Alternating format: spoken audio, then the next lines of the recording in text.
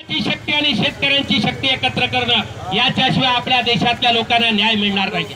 आणि म्हणून मित्रहो, मोदींचं हे नाटक या 2015च्या शेवटी आपल्याला संपवायचं। एक तर मोदींनी कामगारांचे प्रश्न सोडवले पाहिजे, एक तर मोदींनी कंत्राटी कामगारांना न्याय दिला पाहिजे, मोदींनी 15,000 रुपयाचे किमान वेतन जाहीर केलं पाहिजे, मोदींनी नवीन भरती केली पाहिजे, मोदींनी पेन्शन दिलं पाहिजे। हे महत्त्वाचे प्रश्न आपल्याला सोडून घ्यायचे आणि जोपर्यंत हे प्रश्न सुटत नाहीत तोपर्यंत आपापला झेंडा आणि झेंड्याला लावलेला दंडुका हातामध्ये घेऊन रस्त्यावर उतरण्याची तयारी तुम्ही सगळ्यांनी ठेवली पाहिजे।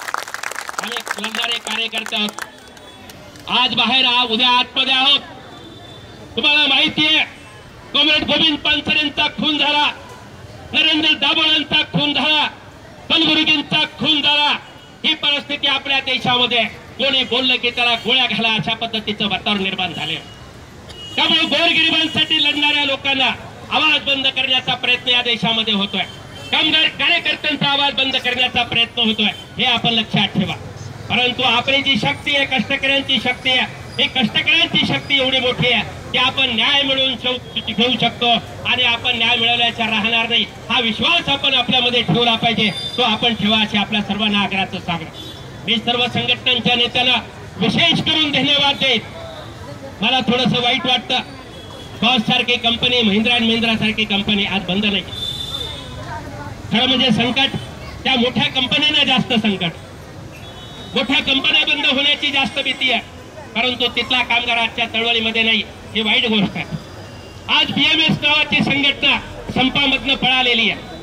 कशासाठी पळाले माहित नाही, त्यांना सरकारने काय दिले हे माहित नाही, परंतु काही न मिळता ते संपातनं माघार गेलेले आहेत। परंतु लक्षात ठेवा, जे येतील त्यांना बरोबर घेऊन कामगार वर्ग पुढची चळवळ करत राहणार, हेही आपण त्यांना सांगू। त्या लोकांच्या पाठीशी कोणी नाहीये हे या संपाने सिद्ध केलेलं आहे। कामगार संघटना संयुक्त कृती समिती ही शक्तिशाली संघटना आहे, हे सिद्ध झालेलं आहे। आणि म्हणून मित्र, ही आज लढ्याचा आज देशव्यापी संप झालेला आहे। पुढच्या मोठ्या लढ्याची तयारी आपण सर्वजण करा। इथे आपण थांबणार नाहीये। सरकारला झुकवण्याशिवाय आणि कष्टकरी माणसाला न्याय मिळवून दिल्याशिवाय कामगार संघटना संयुक्त कृती समिती गप्प बसणार नाही, हा इशारा सरकारला देऊ आणि मोदी फडणवीसांना सांगू, कामगार कष्टकऱ्यांचे प्रश्न जर सोडवले नाहीत तर तुम्ही तुमचे दिवस मोजायला लागा, तुम्हाला आम्ही सत्तेवरून खाली खेचल्याशिवाय राहणार नाही, हा इशारा देऊन थांबतो। धन्यवाद। इन्किलाब जिंदाबाद।